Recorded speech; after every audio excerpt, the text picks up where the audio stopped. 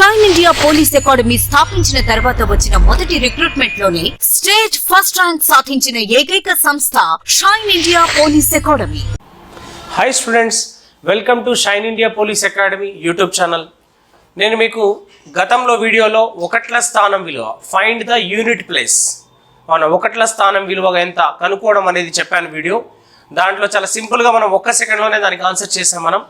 అలానే ఇక్కడ ఎందుకు ఈ టాపిక్స్ చెప్తున్నాను నేను అంటే, ఎక్కువగా మీరు కావాలంటే ప్రీవియస్ వెళ్ళి చూడండి. ఎస్ఐ కానిస్టేబుల్కి నెంబర్ సిస్టమ్ మీద ఎక్కువ క్వశ్చన్స్ అడిగాడు. సో ఆ నెంబర్ సిస్టంలో ఉన్నటువంటి అంటే సంఖ్యామానంలో ఉన్నటువంటి చిన్న చిన్న ట్రిప్స్ ఏదైతే ఉన్నాయో అది మీకు చెప్పేస్తే మీరు ఈజీగా దాన్ని గెట్ ఇన్ కావచ్చు. కాబట్టి నేను అలాంటి అంశాలు మాత్రమే చెప్తున్నాను, చెత్తంతా కాకుండా. రైట్, ఇకపోతే కారణాంకాలు అంటే ఫ్యాక్టర్స్ మీద క్వశ్చన్ ఎలా అడుగుతాడు? ఒక క్వశ్చన్ ఇచ్చి దాని మీద 4 విధాలుగా అడిగే అవకాశం ఉంది. ఏంటి ఆ 4 విధాలు అని చూస్తే, 24 యొక్క కారణాంకాల సంఖ్య ఎంత, కారణాంకాల మొత్తం ఎంత, ప్రధాన కారణాంకాల సంఖ్య ఎంత, విచ్ఛిన్న ప్రధాన కారణాంకాల సంఖ్య ఎంత అని అడుగుతాడు.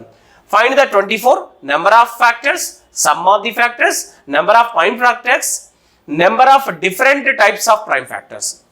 ఇట్లా మనకు అడిగే అవకాశం ఉంది క్వశ్చన్ని. సో మనం ఏదో ఒకటే అడుగుతాడండి. నేను 4 ఎందుకు చెప్తున్నానంటే, అసలు ఫ్యాక్టర్స్ అనే టాపిక్ మీద అడిగితే ఇవే అడగాలి వాడు, అవునా? కారణాంకాల మీద అడిగితే ఇదే అడగాలి.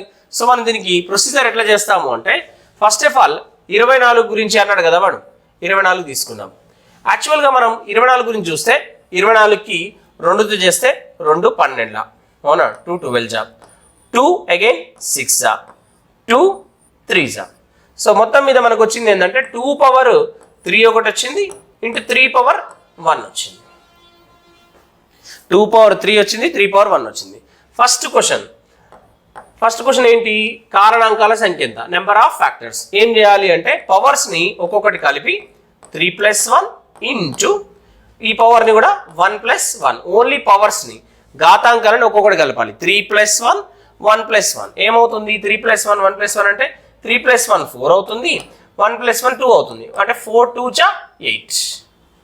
మొత్తం ఎన్ని కారణాంకాలు ఉంటాయి, నెంబర్ ఆఫ్ ఫ్యాక్టర్స్ ఎన్ని అంటే 8. ఇది ఫస్ట్ క్వశ్చన్ ఆన్సర్. ఒకవేళ ఎగ్జామ్లో ఇది ఒకటి అడిగితే ఇదే ఆన్సర్ అయిపోతుంది.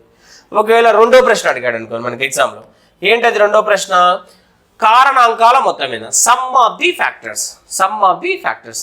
దానికి ఎలా చేస్తామంటే, ఇగో ఈ 2 పవర్ 3 ఉంది కదా, ఈ 2 పవర్ 3కి +1 చేసి కింద ఒకటి -1 చేసి మళ్ళీ 2 - 1 అని రాయాలి. ఇలా రాసుకోవాలి విధానం ఇది.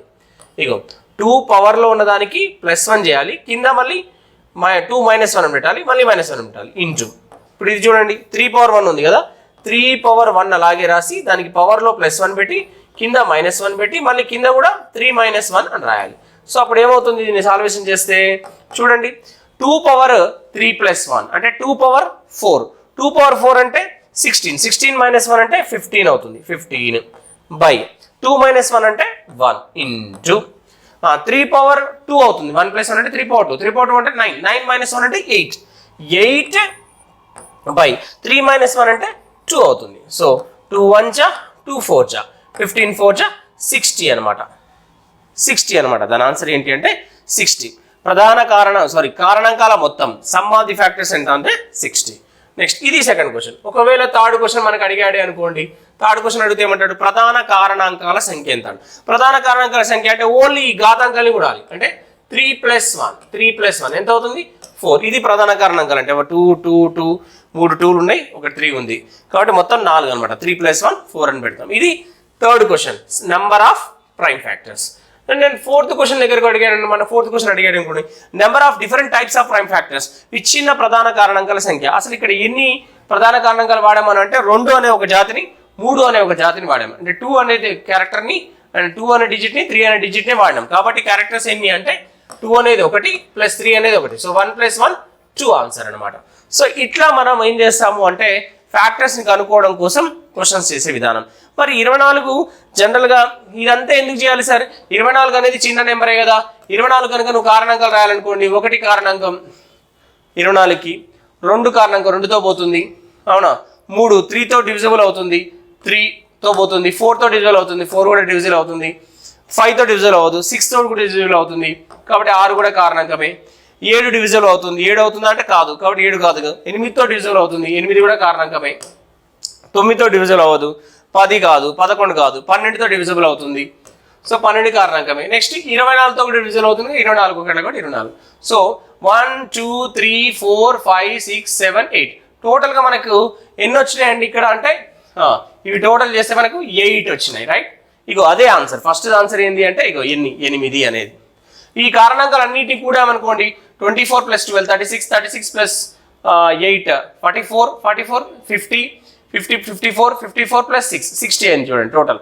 ఈ టోటల్ మొత్తం 1 + 2 + 3 + 4 + 6 + 8 + 12 + 24 చేసే టోటల్గా ఎంత వచ్చిందంటే 60 వచ్చింది. సో ఇది కూడా టాలీ అయిపోయింది మనకి. నెక్స్ట్ దాంట్లో ఎన్ని కారణాంకాలు ఉన్నాయంటే 2లు ఉన్నాయి, 3లు ఉన్నాయి. అంటే దీన్ని ఏ ముక్కలుగా విడగొడుతున్నామంటే 2 వస్తున్నాయి, 3 అంటే మొత్తం 4 క్యారెక్టర్స్ ఇట్లా కూడా రాయొచ్చు. లేదు మొత్తం 2 క్యారెక్టర్ 3 క్యారెక్టర్ అనుకోండి 1 + 1 2 అవుతుంది. యాక్చువల్గా మరి ఇట్లా ఈజీగా చేయొచ్చు కదా సార్. మళ్ళీ దీనికోసం మనం ఇది ఎందుకు చేయాలి అంటే మనకి 24 అడిగాడు కదా ఎగ్జామ్, 24 అడిగాడు. ఒకవేళ 72 అన్నాడు అనుకోండి, 72 అన్నాడు అనుకోండి, 72 అంటే అప్పుడు నువ్వు ఎంత రాస్తావు కారణాంకాలని? చాలా టైం తీసుకుంటుంది. 72కి చాలా ఉంటుంది. లేదంటే 144 అన్నాడు, లేకపోతే 2000 అని అన్నాడు. అప్పుడు వాటి కారణాంకాలు రాయాలంటే ఈ 4 క్వశ్చన్స్ కారణాంకాల సంఖ్య, కారణాంకాల మొత్తం, ప్రధాన కారణాంకాల సంఖ్య, విచ్ఛిన్న ప్రధాన కారణాంకాల సంఖ్య, number of factors, some of the factors, number of prime factors, number of different types of prime factors అన్నప్పుడు 2000 కనుక్కోవాలంటే చాలా టైం పడుతుంది. అప్పుడు మనం చేయాల్సిన మెథడ్ ఏంటంటే ఏ ప్రాబ్లమ్స్ అయినా కూడా ఈజీగా చేయాలంటే ఇట్లా కనుక్కోవాలి. ఫస్ట్ది, సెకండ్ క్వశ్చన్కి ఇలా చేయాలి, థర్డ్ ఇది, ఫోర్త్ ఇది ఈజీ మెథడ్. ఇది లాంగ్ మెథడ్, ఇది చేస్తే చాలా టైం పడుతుంది. ఓకేనా, రైట్? ఈ వీడియోలో మీకు నేను ఫ్యాక్టర్స్ మీద ఎలాంటి క్వశ్చన్స్ అడుగుతాను అని చెప్పాను. నెక్స్ట్ వీడియోలో మళ్ళీ ఒక అద్భుతమైన ఇన్ఫర్మేషన్ తీసుకొని వస్తాను. మీకోసం ఏదైతే అవసరం ఉందో ప్రిలిమ్స్ టార్గెట్గా, ప్రిలిమ్స్లో మనకి ఏదైతే అవసరం ఉందో ఆ అంశాలు మాత్రమే మీకోసం చెప్తాను. నేను చెత్తంతా చెప్పను. దీన్ని జాగ్రత్తగా మీరు వాచ్ చేయాలి. కంపల్సరీ ఛానల్ని సబ్స్క్రైబ్ చేసుకోండి.